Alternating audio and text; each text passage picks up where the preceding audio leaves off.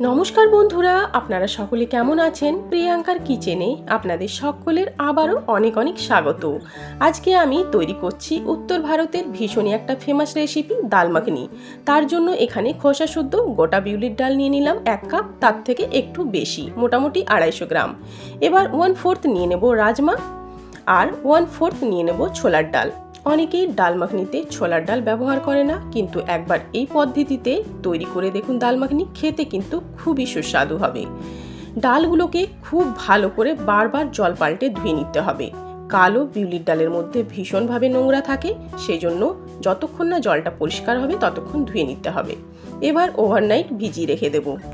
ডাল মাখনির জন্য অবশ্যই ডালটা পুরো রাত ভিজিয়ে রাখলে ডালটা বেশ ভালো হবে।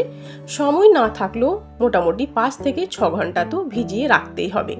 ডালটা দেখুন খুব ভালো মতো ভিজে গেছে আর ফুলে ডাবল হয়ে গেছে। এবার এই জলটাও ফেলে দেব। তারপর আমি কুকারে দিয়ে ডালটাকে সেদ্ধ করে নেব। কুকারে দিয়ে মোটামুটি 5 থেকে 6টা হুইসেল অবশ্যই দিতে হবে, যাতে ডালটা খুব ভালো মতো সেদ্ধ হয়ে যায়। এবার এর মধ্যে দিয়ে দিচ্ছি নুন 1/2 চামচ, আর রঙের জন্য দিচ্ছি কাশ্মীরি রেড চিলি পাউডার, 1/2 চামচ হলুদের গুঁড়ো দিয়ে দিলাম। এখানে আমি সেদ্ধ করার জন্য যে জলটা ব্যবহার করছি সেটা অবশ্যই গরম জল। ডাল মাখনি তৈরি করার জন্য অবশ্যই এই প্রসেসেই ডালটা সেদ্ধ করবেন। এতে কুকিং প্রসেস শুরু হয়ে গেছে আর ডালটা খুব ভালো মতো সেদ্ধ হবে।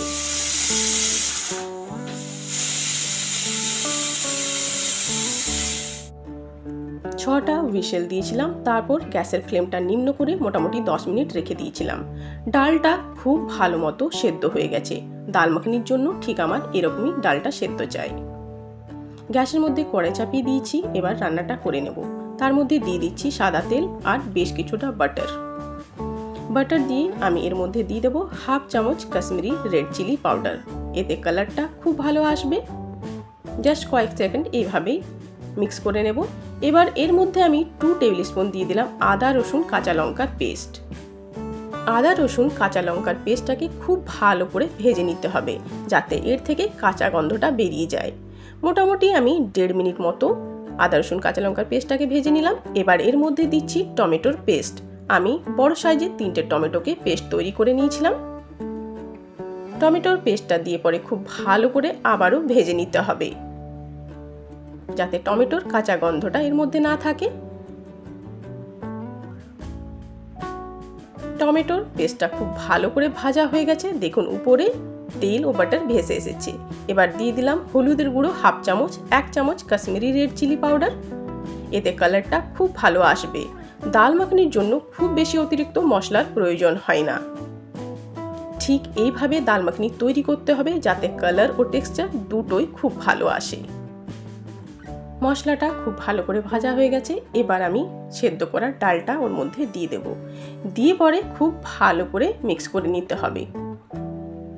পারফেক্ট ডাল মাখনি তৈরি করার জন্য কিন্তু এইভাবেই তৈরি করতে হবে, তাতে কালারও বেশ ভালো আসবে আর খেতেও অসাধারণ হবে। খুব ভালো করে মিক্স করে নেব। কন্টিনিউ এইভাবে চালিয়ে যেতে হবে, না হলে কড়ার নিচে লেগে যেতে পারে। স্বাদ মতো এর মধ্যে নুন দিয়ে দিচ্ছি। নুন দিয়ে আবারও ভালো করে মিক্স করে নেব। ডাল মাখনির ডালটা যাতে খুব ভালো মতো মিক্স হয়ে যায়, সেজন্য এরকম একটা বড় সাইজের ডাবু নিয়ে এর মধ্যে এইভাবে চালিয়ে যেতে হবে।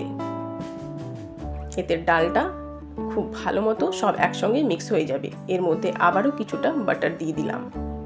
ডাল মাখনি তৈরি করতে একটু সময় লাগে। এবার আমি অবশিষ্ট রান্নাটার জন্য এর মধ্যে দিয়ে দিচ্ছি 1 কাপ গরম জল। তারপর আবারও ভালো করে মিক্স করে ঢাকা দিয়ে অবশিষ্ট রান্নাটা হবে। ডাল মাখনি তৈরি করার সময় একটু সময় লাগে, কিন্তু খেতে অসাধারণ লাগে। মোটামুটি 15 মিনিট আমি ঢাকা দিয়ে দিয়েছিলাম। ডালটা খুব ভালো মতো তৈরি হয়ে গেছে। এবার এর মধ্যে দিয়ে দেব কিছু বাটার। মোটামুটি 50 গ্রাম আমি বাটার দিয়ে দিলাম। ডাল মাখনি তৈরি করার সময় অবশ্যই বাটার ও ক্রিমের কঞ্জুসি একেবারে করা চলবে না। মাঝে মধ্যে এসব রান্না তৈরি করা হয়, সেজন্য একটু বাটার ও ক্রিম তো দেওয়াই যেতে পারে। রেস্টুরেন্টের মতো টেক্সচার ও টেস্ট পেতে গেলে ঠিক এইভাবেই স্টেপ বাই স্টেপ ফলো করে ডাল মাখনি তৈরি করুন বাড়িতেই। এইভাবে যদি ডাল মাখনি তৈরি করুন, বাড়ির লোকেরা কিন্তু মাঝে মধ্যে আপনাকে অর্ডার করবে। নামানোর আগে এর মধ্যে দিয়ে দিলাম হাফ চামচ গরম মশলার গুঁড়ো। এবার দিয়ে দেবো ড্রাই রোস্ট কাসুরি মেথি। এতে ডাল মাখনিটা খেতে আরও বেশি সুস্বাদু হবে। আজকে যেভাবে ডাল মাখনিটা তৈরি করেছি, যদি এইভাবেই ঠিক তৈরি করেন, রেস্টুরেন্টের ডাল মাখনিকেও কিন্তু হার মানাবে। ডাল মাখনি উত্তর ভারতের একটা অন্যতম জনপ্রিয় রেসিপি হচ্ছে। এখানে সবাই ভীষণভাবে পছন্দ করে আর রেস্টুরেন্টে খুব ভালো তৈরি করে। সে থেকেই ইন্সপিরেশন পেয়ে এভাবে আমি ডাল মাখনি তৈরি করেছি। আর সত্যি বলছি, এভাবে আপনারাও বাড়িতে ডাল মাখনি তৈরি করুন, বাড়ির লোক কিন্তু আপনাদের ফ্যান হয়ে যাবে। আমার এই রেসিপিটা আপনাদের কেমন লাগলো অবশ্যই জানাবেন। ভালো লাগলে একটা লাইক করবেন, কমেন্ট করবেন আর শেয়ার করবেন। আর প্লিজ আমার চ্যানেলটাকে সাবস্ক্রাইব করবেন। আবার দেখা হবে আপনাদের সঙ্গে অন্য কোনো রান্নায়। ততক্ষণের জন্য অনেক অনেক ধন্যবাদ। ভালো থাকুন, সুস্থ থাকুন আর অবশ্যই সাবধানে থাকুন।